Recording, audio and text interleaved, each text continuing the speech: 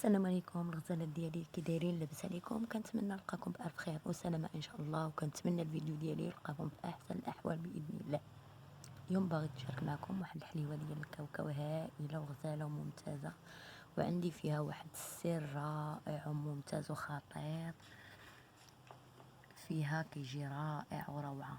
وهذا السر هذا هو هاد قشور الكاوكاو الاحمر. قشور الكاوكاو الاحمر بعد ما كنديروه في الفران وكنحمروه وكنقشروه، كنكبتو ديك القشور ديالو وكنطحنوهم وكنديروهم في الخليط اللي كيكون فيه اولا العجينه اللي كتكون فيها الكاوكاو الاحمر، كتجي روعه روعه. عندي هاد الحليوات لي طارطوليت اللي عامرين بالكاوكاو، كندير فيها دقيق 250 غرام ديال الدقيق، كاس ديال الزبده مذوبه، جوج بيضات، نص خماره، وعندي 250 غرام ديال الكاوكاو، وعندي جوج معالق ديال الدقيق والملح والسكر حسب الخليط، عفوا حسب الذوق. وكنديروا هاد الزبده مذابه، كاس ديال الزبده، وكنديروا هاد الخليط ديال الكاوكاو في الدقيق ديالنا باش كيجيو هاد لي طارط فيهم الشكل ديال الكاوكاو اللي لداخل، اللون اللي لداخل هو اللي كيكون على براسه في الدقيق. وهاد الدقيق كنرملوه وفيه السكر كلاصي حتى هويا اولا السكر سنيده اللي بغيتو،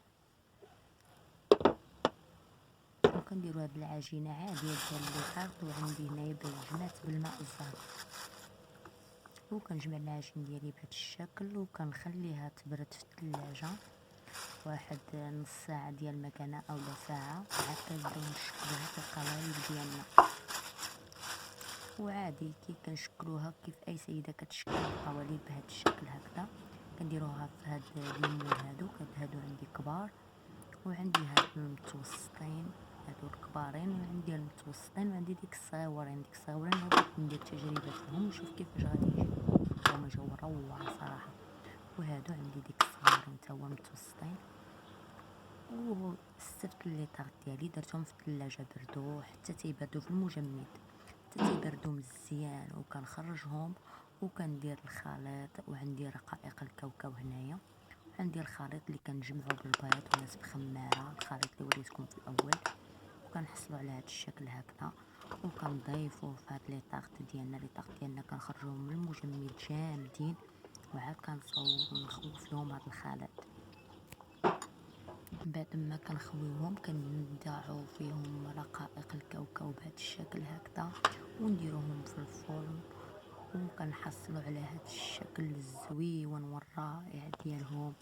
غزال غزال غزال، كنتمنىكم تجربوهم ودرت زينتهم هنا بالورد البلدي. اللي بغى ديرو كيبقى اختياري، واللي ما بغى ديرو كتكتفي بالشكل النهائي ديالهم بلا ورد بلا حتى شي حاجه.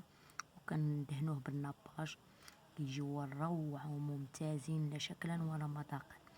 كنتمنى الفيديو ديالي يعجبكم ويرقكم وينستحسنكم، ولا عجبكم الفيديو بارطاجيوه مع الاهل ومع الاحباب والاصدقاء ديالكم باش تعمل فائده على الجميع، وتابوناو في لاشين ديالي باش يوصلكم كل جديد.